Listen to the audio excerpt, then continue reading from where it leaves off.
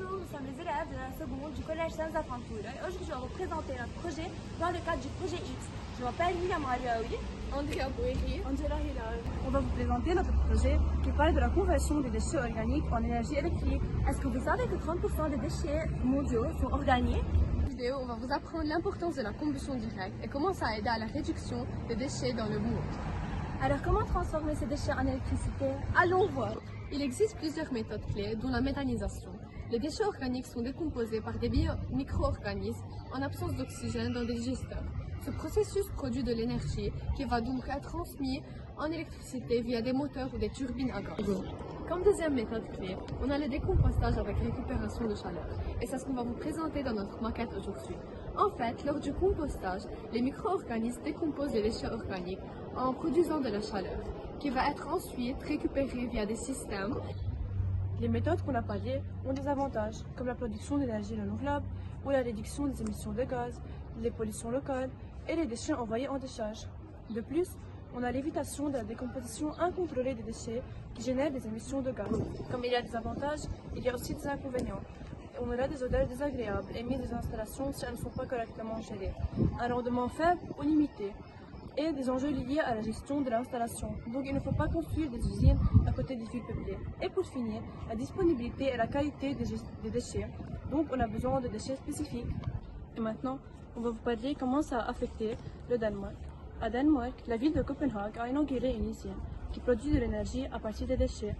Depuis 2009, Copenhague s'est fixé l'objectif de devenir neutre en carbone d'ici 2025.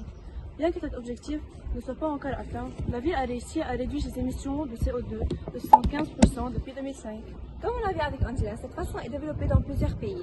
Mais au Liban, malgré leurs efforts, cette façon est encore pas totalement acquise. En résumé, la conversion des déchets en énergie durable est inscrite dans une démarche écologique et économique bénéfique à long terme.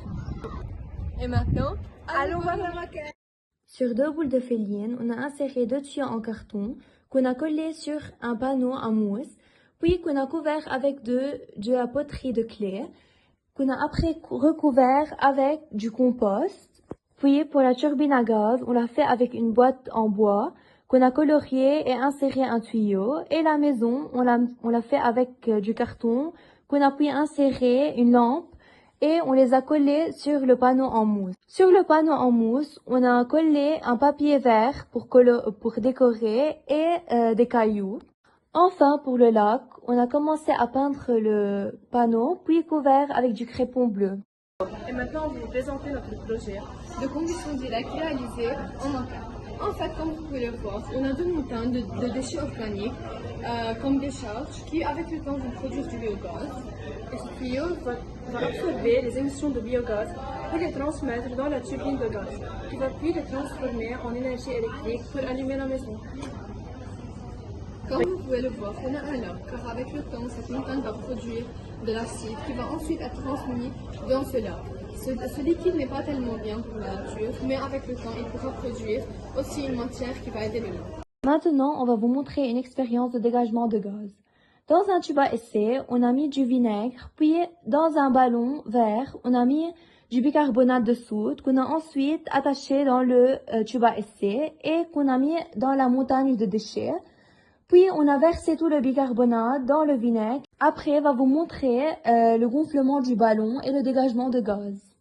Cette expérience était juste une démonstration, mais en réalité, elle prend jusqu'à 3 ans pour le dégagement de l'air. Merci pour votre attention, on espère. Vous avez apprécié les informations qu'on vous a données. Transformer les déchets en énergie. Une solution pour demain!